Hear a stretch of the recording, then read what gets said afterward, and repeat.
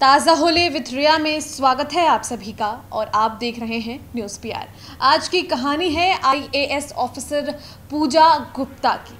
तो पहले पूजा आईपीएस बनी और फिर आईएएस बनी। उनकी जर्नी कैसे कंप्लीट हुई, उन्होंने कब यूपीएससी करने का सोचा और पीछे की कहानी क्या है आपको बताएंगे। सबसे पहले तो ये कि दिल्ली की रहने वाली हैं और इनकी माँ भी दिल्ली पुलिस में सब इंस्पेक्टर हैं। पिताजी जो हैं वो एक प्राइवेट कंपनी में जॉब करते हैं। परिवार फला फूला है और बचपन से ही चीज़ों को इन्होंने देखा है और अपनी माँ की तरह बनने की कोशिश भी की है। हालांकि शुरुआती दौर में चूँकि हम डिसाइड नहीं कर पाते कि हमें क्या बनना है, तो 10वीं 11वीं में इन्होंने सोचा कि मुझे डॉक्टर बनना है। तैयारी भी उसकी शुरू कर दी, लेकिन फिर जब अपनी माँ को देखा और जो पावर है, उसके अलावा जो बाकी चीज़ें होती है, यूपीएससी करने के बाद आईपीएस आईएएस बनना होता है और उसके पीछे जो कहानियाँ बुनी जाती हैं, इन सभी चीज़ों में वो इंटरेस्ट लेने लगी थी। और उसके बाद 2012 में ग्रेजुएशन करने के बाद यूपीएससी की तैयारी में पूरी तरीके से लग चुकी थी।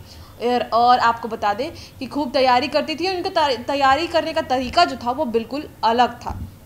और इंटरनेट के माध्यम से तो पहले इन्होंने टॉपर्स के वीडियोस देखने शुरू किए, पैटर्न जाना और उसके बाद एनसीईआरटी खूब पढ़ा, अखबार खूब पढ़ा, क्योंकि इनका कहना है, जो कि बताती हैं, कि अखबार और एनसीईआरटी आपको रूबरू करवाता है कई चीज़ों से। और अखबार की तो बात होगी क्योंकि अखबार करंट अफेयर्स में भी आप काफ़ी हेल्प करता है। और उसके साथ ही साथ करंट अफेयर्स की बात अगर हम छोड़ भी देते हैं तो उसके अलावा आपको डिटेल इन्फॉर्मेशन भी देता है। आज नहीं तो कल उसके फॉलोअप स्टोरीज भी आ जाते हैं और एनसीईआरटी आपके बेसिक्स को अच्छे से क्लियर कर देता है। तो ये दो चीज़ इन्होंने कहा बहुत इंपॉर्टेंट है। और इसके अलावा इन्होंने कुछ वेबसाइट्स का यूज़ किया था जो कि पीआरएस और पीआईबी जैसे कुछ जो थे उनके वेबसाइट वगैरह थे।